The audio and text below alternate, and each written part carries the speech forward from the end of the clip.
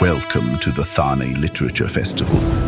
For the first time ever, Thane celebrates the timeless magic of words. A festival where imagination takes the stage and every conversation sparks a new idea. Be part of this celebration, because here, every session tells a story, and every story begins with you.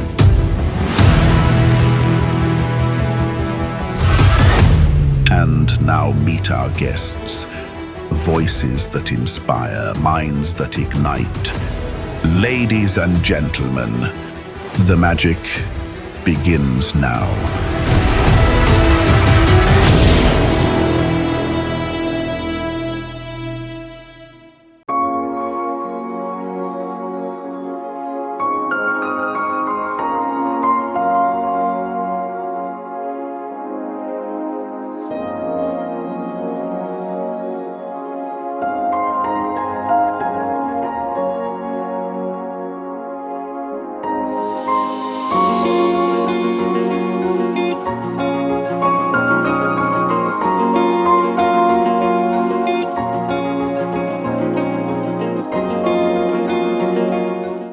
Swagatam, welcome, namaskar. Good morning, friends. As we begin the celebration of literature, culture, ideas, let us first honor the spirit of our nation. I request everyone present here to please rise for the national anthem. Jana Gana Mana Dinayak Jaya He Bharat Bhagya Vidhata Punjab, Sindh, Gujarat, Maratha, Dravida, Utkal, Banga, Vindhya, Himachal, Yamuna, Ganga, Uchchal, Jalati, Taranga. Tava Shubha Name Jage, Tava Shubha Ashish Mage, Gahe Tava Jaya Gata. Janagana Mangaldayak Jaya He Bharat Bhagya Vidhata Jaya He Jaya He Jaya He Jaya Jaya Jaya Jaya He Bharat Mata Ki Jai. Please be seated. What a joy it is today to see so many bright faces gathered here for the Thane Literature Festival. Friends, over the next 2 days, this space will come alive with stories, ideas, laughter, and the magic that only words can create. Centuries ago, when Johannes Gutenberg invented the modern printing press, he did far more than create a machine. He ignited a revolution. With that single creation, he didn't just make books. He built the first technology of human networking that gave wings to ideas, democratized knowledge, and laid the foundation for the modern mind. From ink on parchment to pixels on screen, literature has shaped our culture, questioned our beliefs, and chronicled the journey of civilization itself. Long before the internet or social media, the printed word connected people across time, place, and culture. It spread ideas, sparked revolutions, and shaped the very way we think and live. And that same spirit of connection and creativity brings us together today with over 22 brilliant authors and literary experts present here and 2 excellent performers. We are set for 2 days of engaging panels, powerful drama narrations, and exciting book launches, all celebrating the timeless power of stories. So open your hearts, tune your minds, and get ready to be inspired, because the next chapter of our shared literary journey begins right here, right now. I, Kalita Subramanian, on behalf of the Rotary Club of Thane Hills, extends a warm welcome to each one of you. Let's celebrate Thane Literature Festival.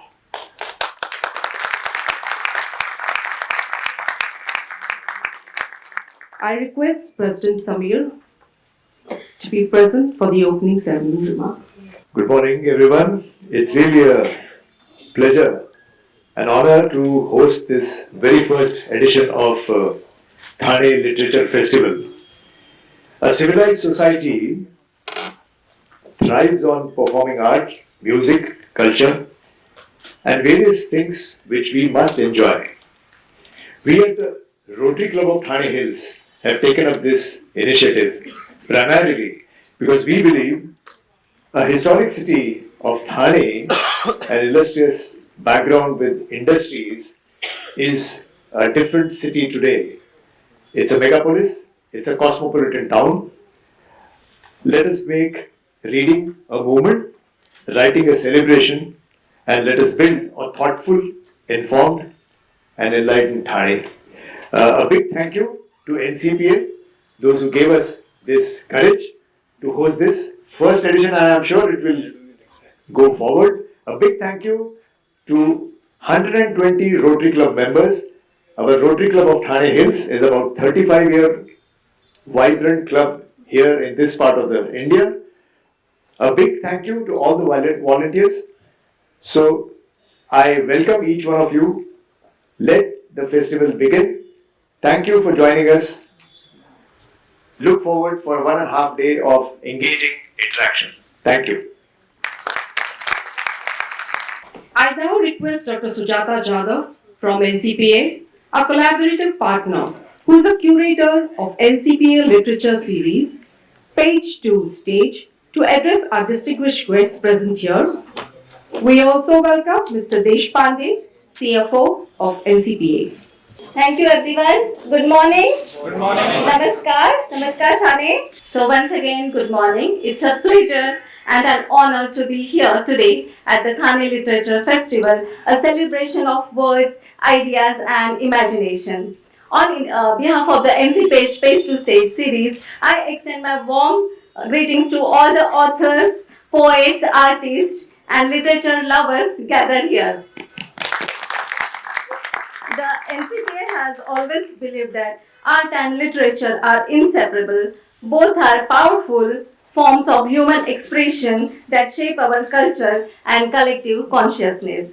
In that sense, literature is also a quiet yet powerful force of nation building, reminding us who we are and what we aspire to become. Do you all agree with me? Yes. Yeah, thank you. Through this collaboration with the Rotary Club of Thane Hills, we are delighted to bring NCPA's cultural spirit beyond Mumbai to Thane, a city that shares a deep passion for creativity and dialogue. I would like to take this opportunity to express my heartfelt gratitude to our chairman, visionary chairman, Mr. Khushru Santuk, whose inspiring leadership continues to guide our artistic, educational commitments towards the society. Our participation here reflects NCPA's larger vision to create space where stories come alive, voices are heard, and communities engage meaningfully through literature and arts. I am truly happy to see how Thane has embraced festival with such enthusiasm and warmth. We are also deeply grateful to the Thane Municipal Corporation, especially Shri Subhash Rao, Honorable Municipal Commissioner, for this support and encouragement. A special word of appreciation goes to Mr. Samir Lime, Mr. Atul Bhide, I think he's present somewhere. Yeah. And the entire Rotary Club of Thane Hills team. A big round of applause to Rotary Thane Hills Club. Thank you for your vision, dedication and tireless efforts in bringing this festival to life. And finally, to all of you, to the wonderful audience, thank you for being here, for your love of literature, and for keeping the spirit of art and imagination alive. Let's continue to celebrate stories, ideas, and voices that inspire us all, and may literature continue to light our minds and enrich our hearts. So thank you so much, and thank you for coming. So I'm here with my colleague Siddharth Deshpande, who is the CFO of NCPA. So thank you so much, everyone, on behalf of both of us. Yeah. I now request convener and past President Atul Bhide to please be present on the stage for his welcome speech. Hello and good morning, everyone. What better way to celebrate National Authors Day? Today is a National Authors Day, and we are here to have a magic of words. Next 1.5 days, we will have plenty of magicians with us, authors and poets. Let's enjoy. Welcome, everyone. Thank you. Ladies and gentlemen, as we prepare to commence this momentous celebration of literature and arts, it is my honor to invite our distinguished guest to the stage for the inauguration and ceremonial lamp lighting. Please join me in welcoming Sri Nadir Godrej. I request Dr. Kulkarni to please escort Dr. Godrej. District Governor Harsh Makol, I request Mr. Nilesh Pitale to kindly escort Dr. Sujata Jadhav from NCPA, Mr. Harish Bhat, President Samir, convener of Thane Literature Festival, Mr. Atul Bhide, Club Secretary Nilesh Pitale, to join us please. As we light this lamp, we invoke the light of wisdom and knowledge. Just as this flame dispels darkness, may this festival of literature illuminate our minds with ideas, stories, and creativity. Let this moment mark the beginning of an inspiring journey of words and imagination as the first Thane Literature Festival. Ladies and gentlemen, kindly join and giving a big warm welcome to our speakers for the round of applause.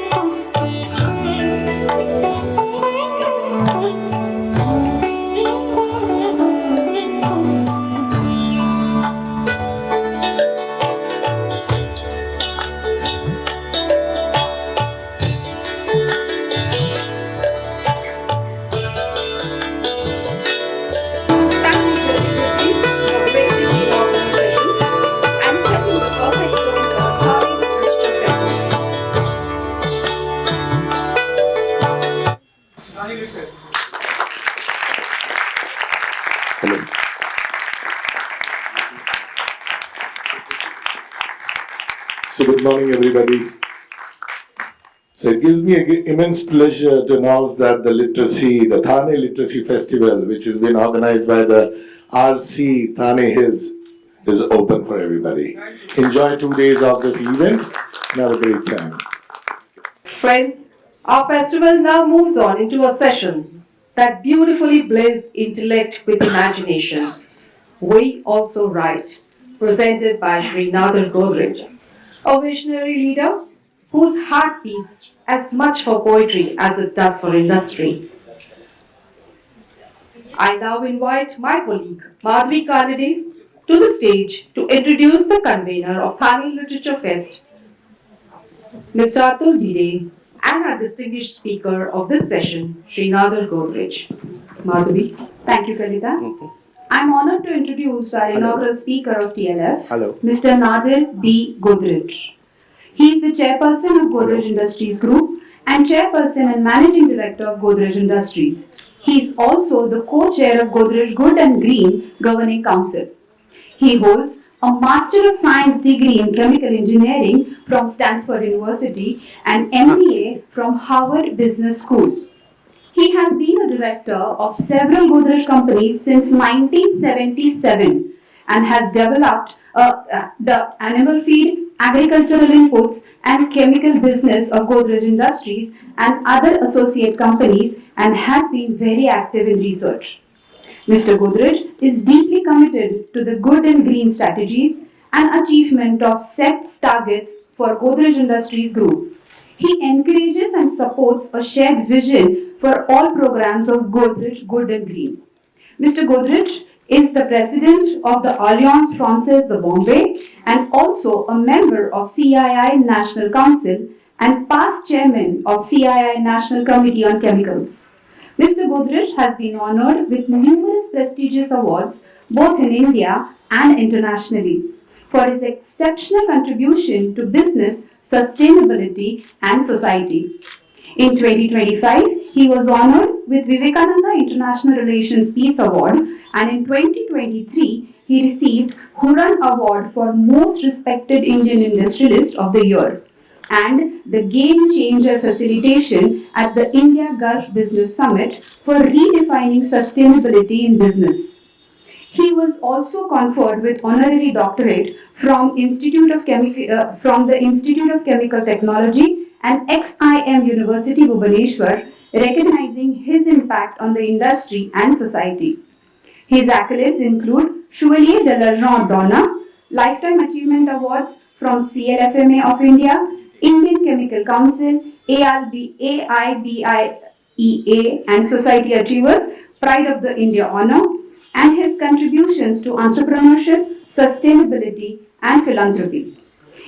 Other notable recognition includes Green Business Titan Award by JSW, the Times of India, the King Hussein Global Business and Intercultural Peace Award, and the Quimpro Platinum Standard in Business Medal. Mr. Godrej's illustrious career continues to inspire through his unwavering commitment to sustainability, business excellence, and societal progress. Mr. Godrej's, apart from his illustrious personal journey, his personal interests reflect in multifaceted personality. His passion spans science, linguistics, swimming, and poetry. He is the author of Life and Other Poems and Nadir Godrej the Poet, remarkable collections of English and French poems. Mr. Godrej is known to make speeches in verse. Today, we are poised to witness the magic of his poetries as he chats with the convener of this Thane Literature Festival, Mr. Atul Bhide. Let's give a round of applause to Mr. Godrej. Welcome, sir. Now let me introduce the convener of TLF, Mr. Atul Bhide.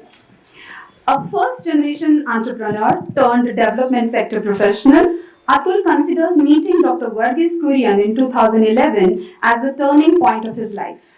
Atul went to conceptualize and produce The Man Who Made the Elephant Dance, an audio autobiography of Dr. Kurian to create awareness amongst youth about Dr. Kurian's extraordinary contribution in nation building. Atul is co-founder of Wordsworth Reading Club, where friends meet and read on Sunday evening over tea and cookies once a month since last 16 years. A convener of Thane Literature Festival, whose day starts with hot cup of tea with and the newspaper and ends with movie on OTT platform. Kishori Amonkar's Rag Bhoop and Kumar Gandharv's Nirguni Bhajan are the shortest route to Nirvana for me, says Atul. Over to you, Atul. Thank you. Thank you, Madhavi. Thank you. First of all, this is indeed such a great honor to share a stage with this legend. Mr. Godrej, thank you so much. Thank you so much. My pleasure. I wonder any of you have imagined the great scientist of India, Mr. Bose, or Homi Bhabha, or for that matter, Jayan Naralikar, and our today's guest have few commonalities. I'm sure some of you must have already guessed that it is about science. Yes, all four of them are men of science. But there is something deeper than men of science. All four are passionate about art, culture, and literature. So that is the beauty of all the scientists and Mr. Godrej. So talking about science, Mr. Godrej, chemical engineering, quarterly results, top line, bottom line, boardroom pressures, and poetry. How all this gets packaged in one person? As you mentioned, all these other scientists also have interest in the arts, and I think I get this broad interest in many things from my family. My father was a scientist, and he was also very knowledgeable about history, geography, linguistics. He studied in Germany, so he was a fluent German speaker. But not only did he know German, when I was studying French, he would help me with my French. When I traveled to Italy, he taught me how to pronounce Italian words. He knew all these things, and so from a very early age, I got quite used to that.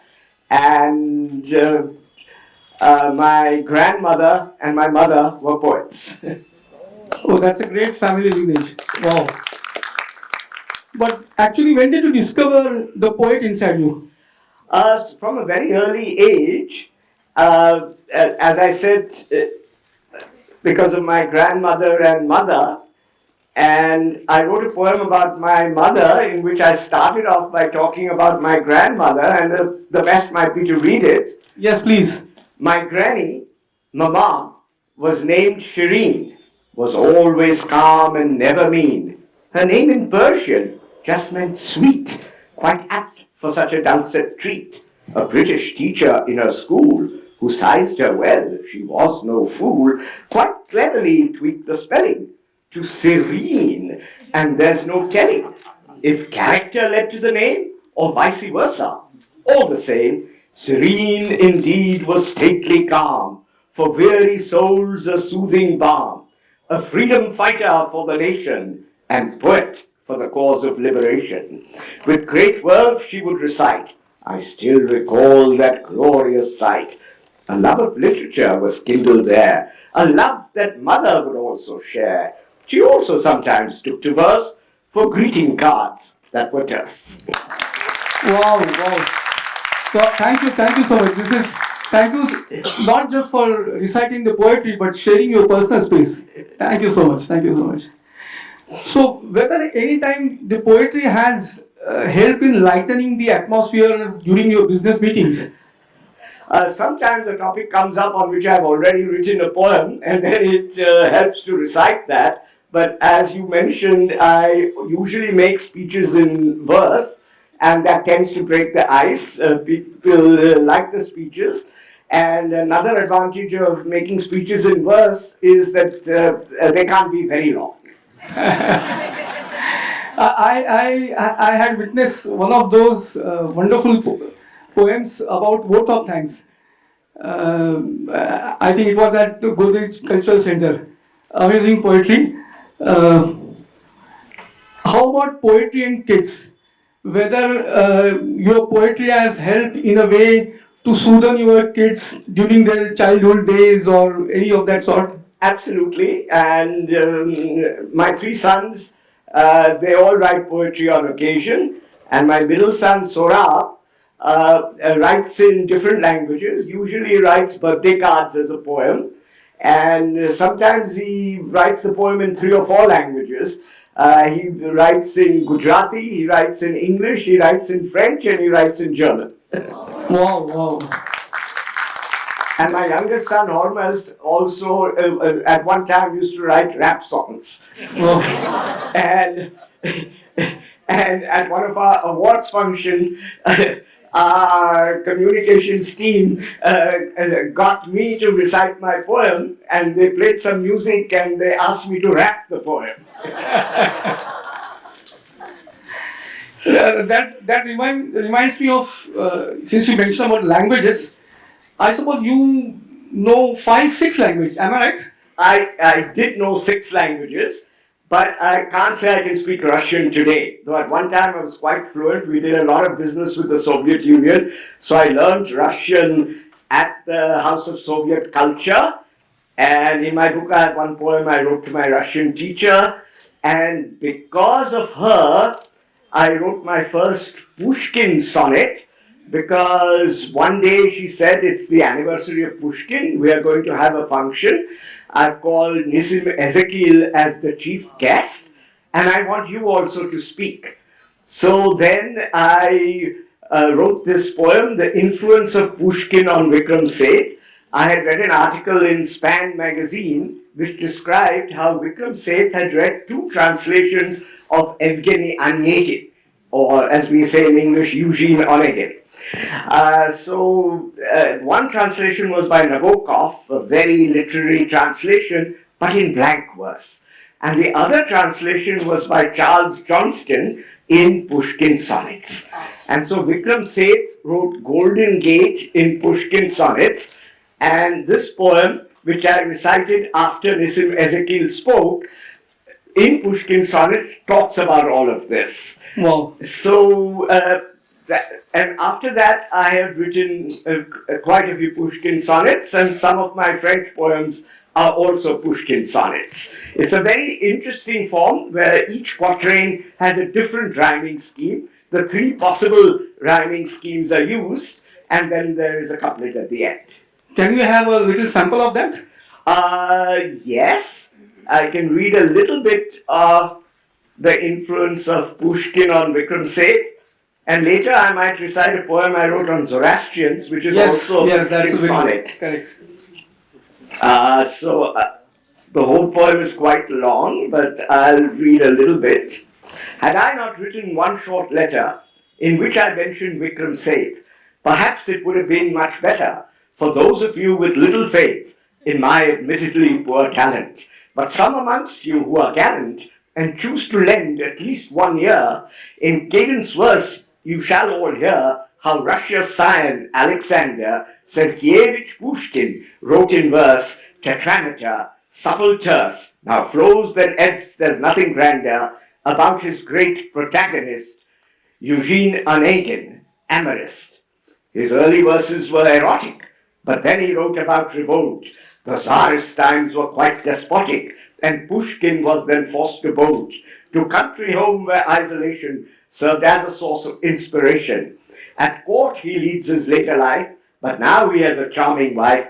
Alas, she leads him to perdition, as she falls for Baron Dantes, and Pushkin feels he's forced to press a challenge and uphold tradition. His line comes back to haunt him now, the bloom has withered on the bough. Thank you so much. So generally, what prompts you to write? A stress situation or a happy? When I first started writing in the 1980s, it was when I couldn't say something in prose or face to face, then I would write a poem and send it over. Later on, I started making speeches in verse. One of the early speeches in verse was this one about the influence of Pushkin on Vikram Seth. Another one was, as you mentioned, Vote of Thanks, which was at that time it was the Economic Times Harvard Business School Award. And I was representing Harvard Business School. So they asked me to give a vote of thanks. And I always thought a vote of thanks was a very funny sort of thing. So I said, what am I going to say? So I wrote this poem. I'll read the beginning. A vote of thanks, that thankless task. I don't know why they always ask. Some silly fool on the stage while all of you just seethe and rage. I do not wish to be a bore, so very soon I'll end this chore and let you go for food and booze.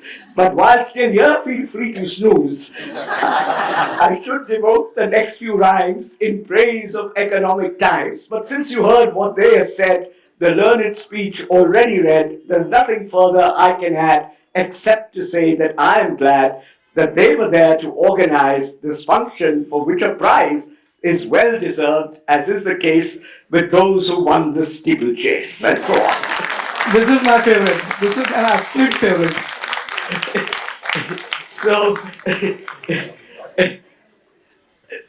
and verse always eases the situation, I feel. And another advantage of verse is sometimes it's difficult to find a rhyme. And then you find an odd word as a rhyme. But often you can use that strange word which doesn't quite fit in to create a joke. So, talking about writing, do you have a specific place or specific desk you prefer to write, or it can happen at any time, any place? Yes, especially when conceiving it, it can be anywhere. It often happens early in the morning, especially for the good poems. The bad poems are written at the desk. Good one. The good poems come in early in the morning, and there have been times when I've thought of poems while I'm swimming. Because you're swimming there for half an hour, what do you do? You think of a poem. So while you start writing, how fluent it happens? Like you write a first draft and then you think over it, and then go back to that feeling and finalize it, or you just go in the flow and finish in one go. Usually it goes in a flow, but it always gets better if you go back to it. And here, what's very useful is my editor-in-chief, my dear wife, who has much higher standards than me. So if I show her something, she'll always have some wonderful suggestions, and then I have to do a lot of hard work. Talking about your wife, was it your poem that won Dr. Rati, or? Well, as we discussed, there are many facets to me, so I think it was all of that, but I can think of one poem.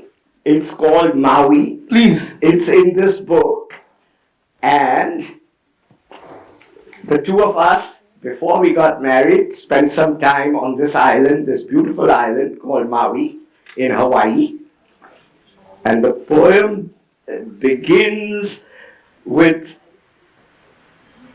after all, I am a scientist, plate tectonics. I hope all of you are familiar with plate tectonics. If not, the poem will explain it. A crooked line has traced the fate of the wandering Pacific plate as it traverses a hot spot, creating islands dot by dot. And Maui was the one we chose, and there before us two humps rose. Maui, you see, is still intact. She's very young and still well stacked. Kukui now, my God, sorry.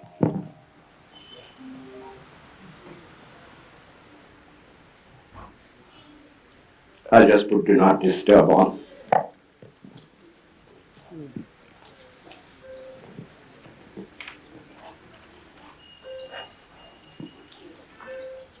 Maui, you see, is still intact. She's very young and still well stacked. Kukui now will slowly shrink as land below begins to sink. Haleakala on the fringe of the hot spot can have a binge, and someday soon the central plain will be submerged by sea and rain. So that's about the plate tectonics part, and then towards the end,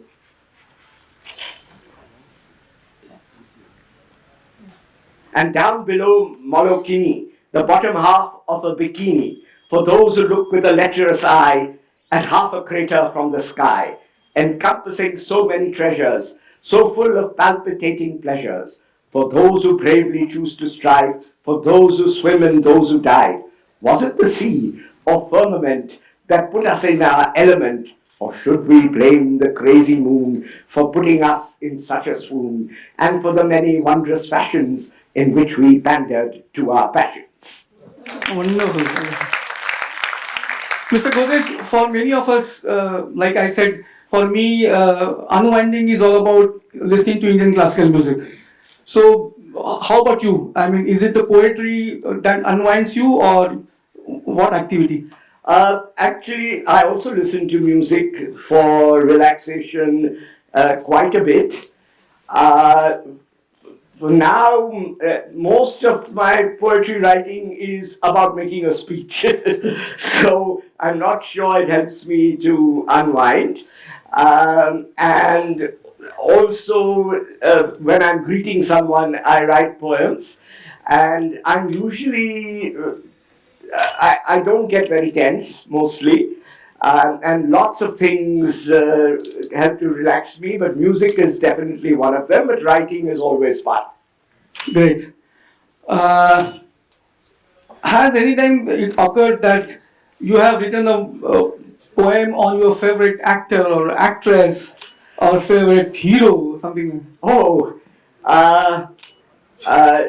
not quite, but in my big book, there is a poem which I wrote for a friend of mine, a French friend of mine, who helped me learn French. because I studied French in school, and then I went to study in America, and with two of my cousins, we took a tour all over America. And one of my cousins, she actually was born in Geneva, and my mother had written that when she was 2 years old, she came to visit me, and she spoke to me in French. I had no recollection of that, but my mother used to write a diary of my childhood, and in that diary, I read that she spoke to me in French. So I think that's when I started learning to love the language. And later on, I found that some French words that only babies use and you never learn in school seem to be familiar to me. I must have learned them from my cousin. So she took me to Saint-Tropez. There I made friends with all this young group, including this girl, who is still my friend, and we've been communicating for years. And one day I saw a movie in which there was a character that looked just like her, a French movie. So I wrote this poem about that incident. That's the only time I've written a poem about a movie. Oh, great, great. So we talk about your love for languages, and you almost know 6 languages. What is your opinion about the new generation and their interest in language? Now with automatic translation, I think people are getting less interested in language. So learning a language just for usefulness is no longer necessary.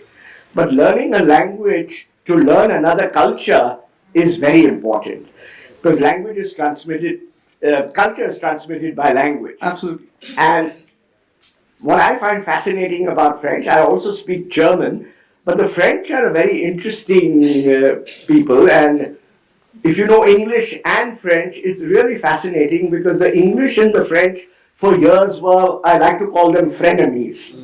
They love each other and they hate each other. They make jokes about each other. And at the same time, they can't forget each other. And the British, especially in Victorian times, were very strict. So the only way for them to have fun was to go to France. So Edward VII, when he got tired of waiting to become the king, he finally became the king when he was 60, spent most of his time in Paris. So how often you write poems? When was the last time you wrote? Well, yesterday. Wow. And may I ask, what was that about? I can't tell, but you'll get a hint. I recall there was one poem on the Godrej group itself. Several. Okay. I heard one. And lots of poems on the Godrej family, which also deals with the group. Yes. And of course on the Parsi community. Yes. So if you can recite that. That I will recite, the shorter version of that I will recite. The original version was read out in London in when the Queen was celebrating her jubilee. It was, I guess, the 50th jubilee. Okay. And she had, there were events for all the religions in England, and the Zoroastrians invited Prince Edward to come and attend this function. There were some Zoroastrian prayers, and then they asked, and my cousin Firoza Godrej released a book, Zoroastrian Tapestry, at the same function, and I read out this poem. Please. Now, this is a slightly shorter version of the poem, which I wrote as a book forward for a book on Zoroastrians. And this is in a Pushkin song. It's entirely in Pushkin sonnets. About 4,000 years ago, civilization's early dawn saw nomads always on the go use their strength, their sheer brawn, to plunder, pillage, and destroy. The settlers then could not enjoy the well-earned fruits of all their labors. They lived in dread of raiding neighbors. But one man pondered on this hate. Why is there evil in this world? Could God have possibly unfurled this ugly thing? It was his fate to state a doctrine then quite new. The universe was shaped by two opposing spirits struggling on, and one of them created good, a single God, quite early on, Ahura Mazda, proudly stood. But evil wasn't his creation, for that would be an aberration.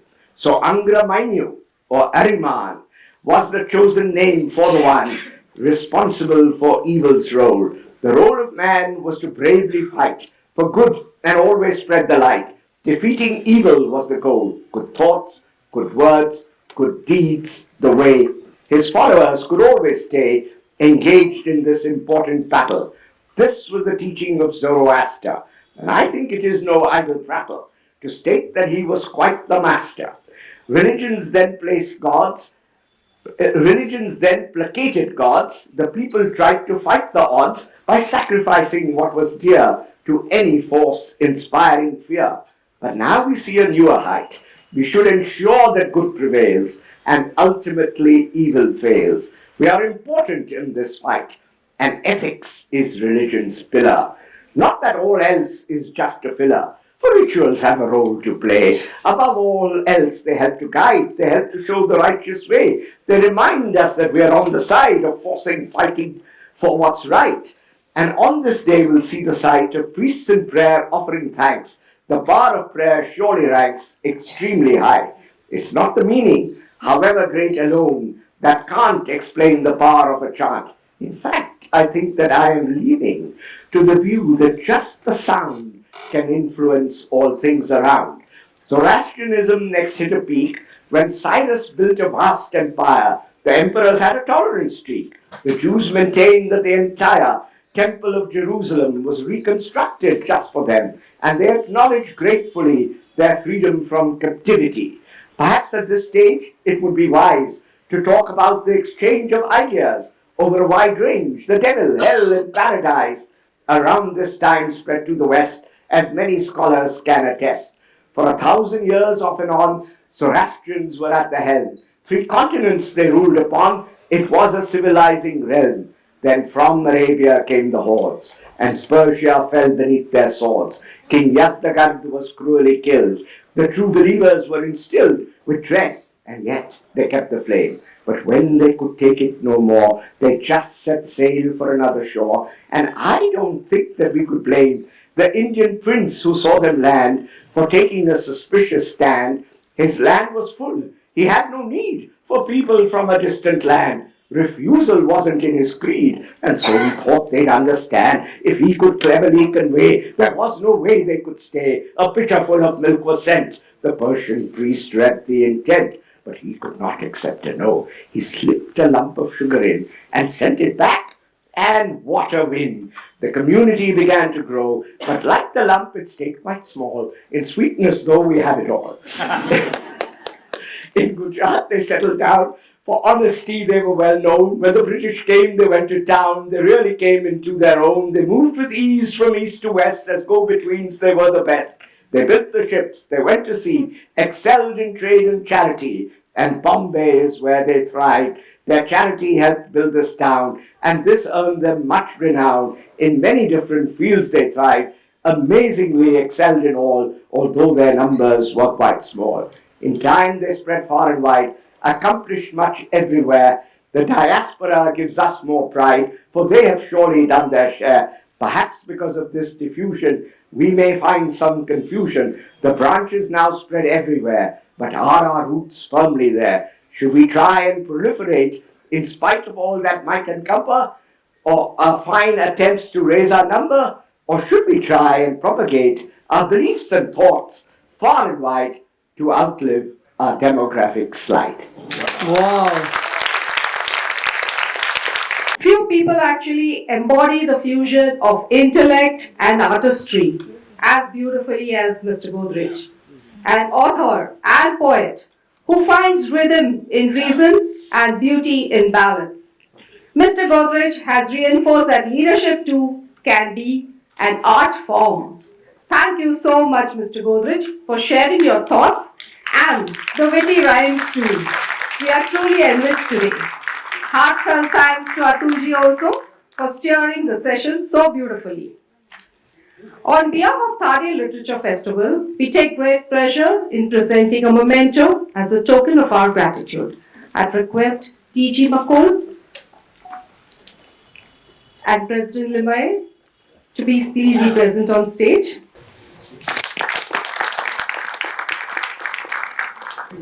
Thank you. I request Mr. Godrej and Harish Bhat to please remain on stage. Thank you.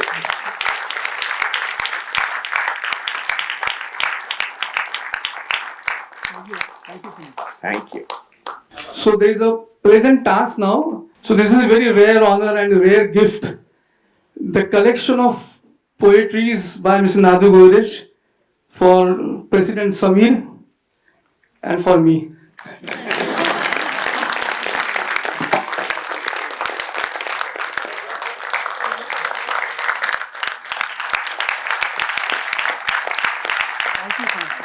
Welcome. And the pleasant task I was talking about, we have a renowned author, a great storyteller amongst us, Mr. Harish Bhat. I invite Mr. Bhat on the stage and let him say the remaining part of it. I'd like to also invite Dr. Sujata Jadhav, Nilesh Pitale, and Yashoda Bhide to please join us for the ceremonial book launch. So Mr. Bhatt's new book is going to get launched at the hands of Mr. Nadir Godrej. Come, put. And also Sita Deshpande, please.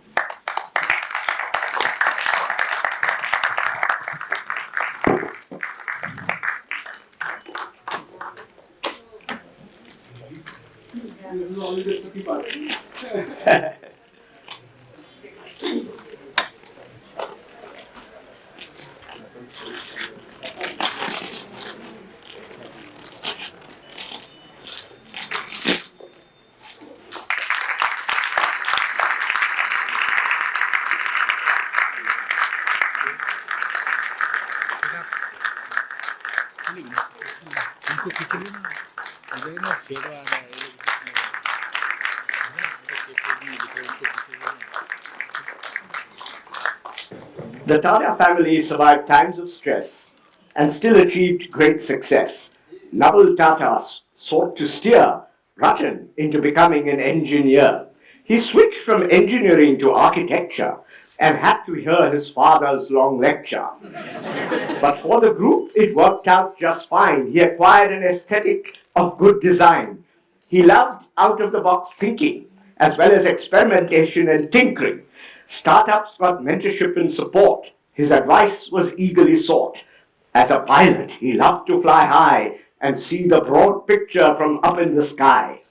After JRD, Ratan then took the reins. Since then, we've seen exponential gains. It was a new age of liberalization, the economic awakening of our nation. With powerful satraps, Ratan had to contend, but very soon he was able to send most of the overlords on their way, and thereafter Ratan confidently held sway. He was courageous and very bold, made big global bets, truth be told. In spite of losses, he wouldn't fold, as TCS's stock had turned into gold. As these strategies were unfurled, the group spread all over the world. He was a man of empathy and compassion, even though it wasn't the fashion. As a Tata, of course, he stood very tall, but grace and simplicity was always his call. His dogs were very much part of his life, a perfect escape from stress and strife. On 26/11/08, he received a great blow, but he recovered and was able to show that everyone's pain the group could share, and for one and all they would care. Harish Bhat knew him well, and reading this book, we'll be able to tell Ratan Tata's skills to live a good life and how to rise above all the strife. Many good lessons Harish will bring, most of all, doing the right thing. Ratan Tata can surely inspire all of us to aim even higher. This is what I wrote yesterday. Of course. I just want to say what a privilege to have this book launched at your hands. I want to sincerely thank Mr. Nadir Godrej for having agreed to launch my new book, Doing the Right Thing, Learnings from Mr. Ratan Tata. While I'll speak about the book later in the day, when a master poet like Mr. Nadir Godrej speaks, I thought the least I can do is to respond to him with a very small piece of poetry that I've written. So I'm going to say, Thane Lit Fest, take a look. Mr. Godrej has just launched my book. I must thank him with all my heart for launching this beloved piece of art. Thank you, sir, for blessing these pages on this loveliest of literary stages. To the organizers, very well done. We look forward to 2 days of fun. It is a privilege to stand here today. Thane Lit Fest, this is your day. Thank you. A quick warning to everyone, you're in a confined space and poetry is infectious.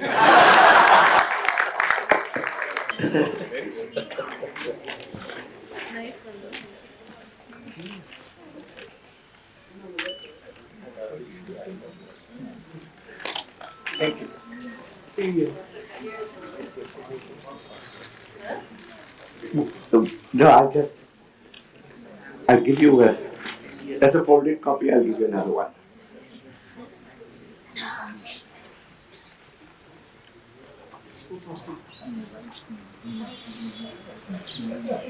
And? Oui, sorry.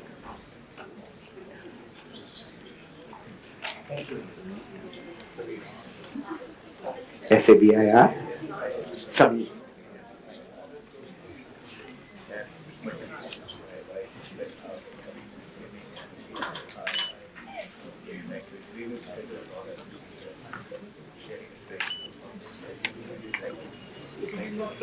Last from Yashotu, YASHOTUL.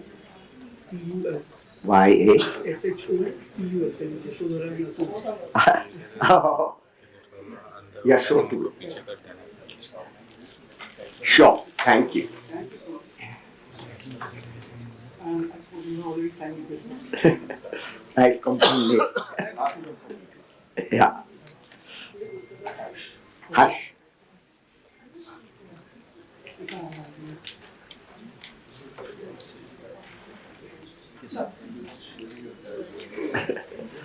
Thank you.